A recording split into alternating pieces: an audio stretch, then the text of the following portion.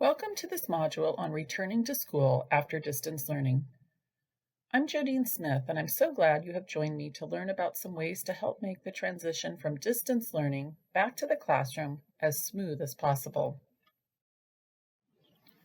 No doubtedly, we have just lived through the most disruptive time in education ever. Students have not been in a physical classroom for months.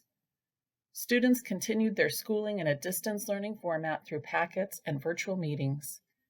Teachers adapted to new ways of doing things that had become our new normal.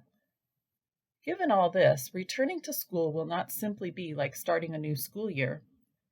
Yes, many of the things you usually do at the beginning of a school year will still have to take place. But given our situation, there will be some adjustments that have to happen. Hopefully, this minute module will give you some things to consider as you head back into your classroom. Once you get the green light that students will return to school, there are some things that you can do to help students begin to transition. Districts have received guidance from the California Department of Education and the Los Angeles County Office of Education. However, each district has put together its own plan.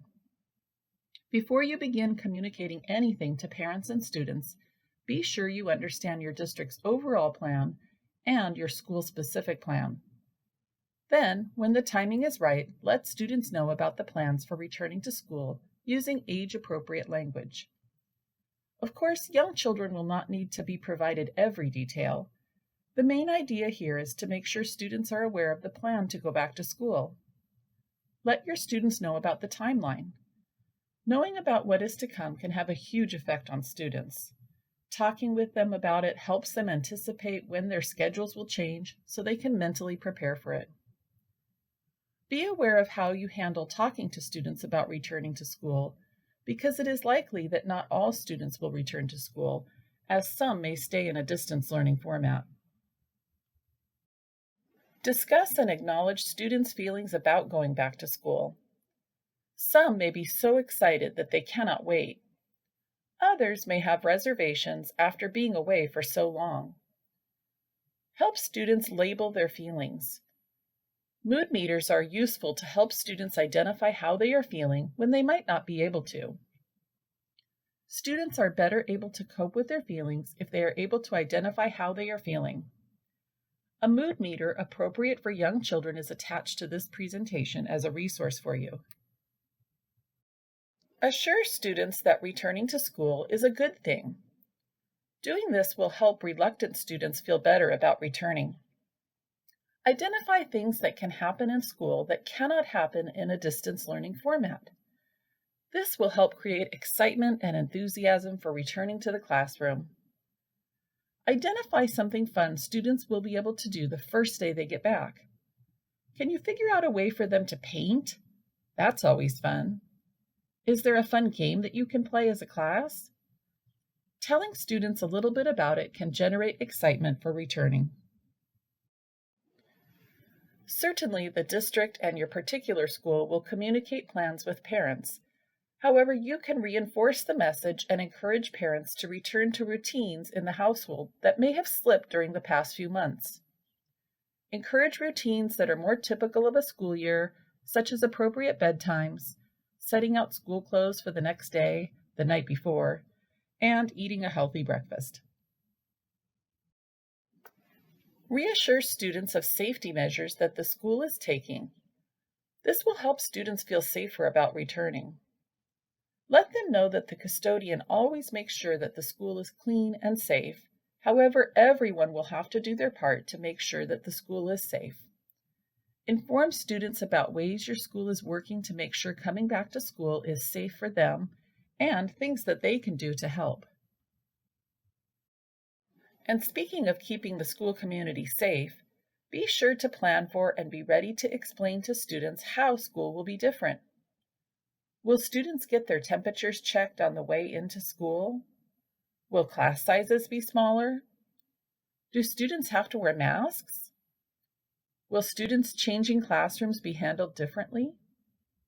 How will extracurricular activities be handled? How will whole school events be handled, or will they even occur? How often will students need to sanitize or wash their hands?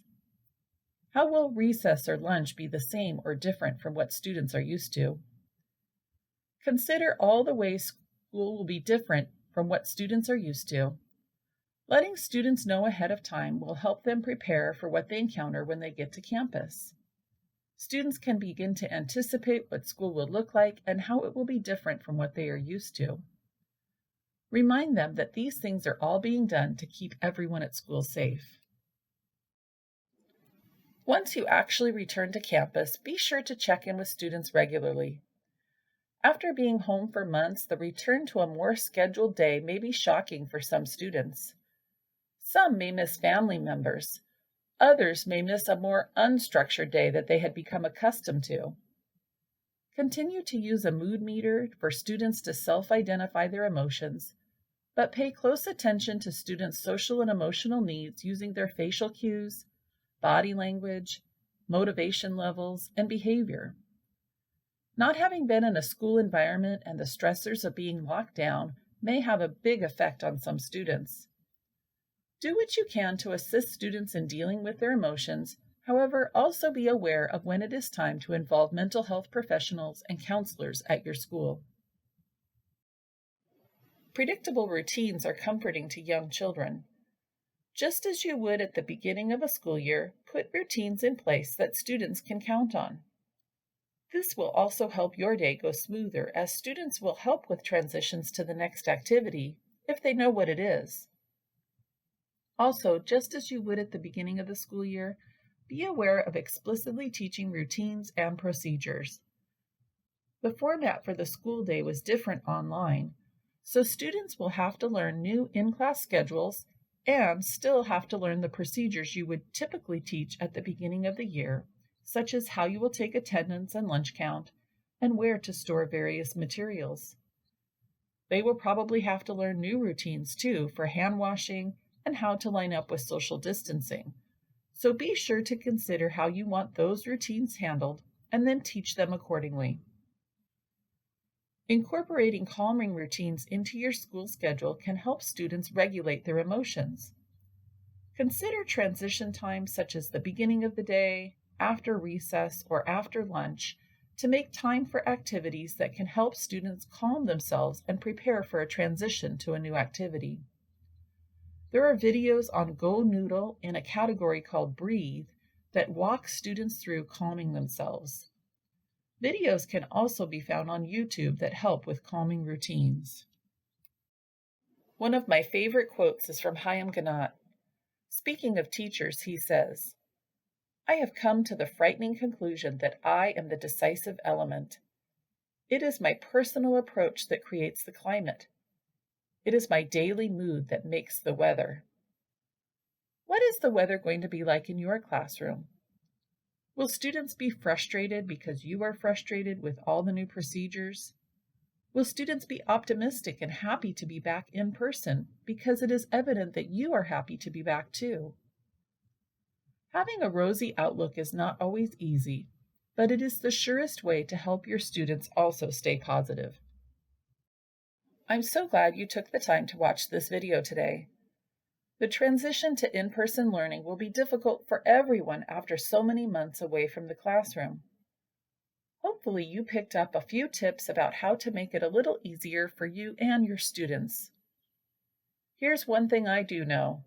Teachers are amazing, and I know that you've got this.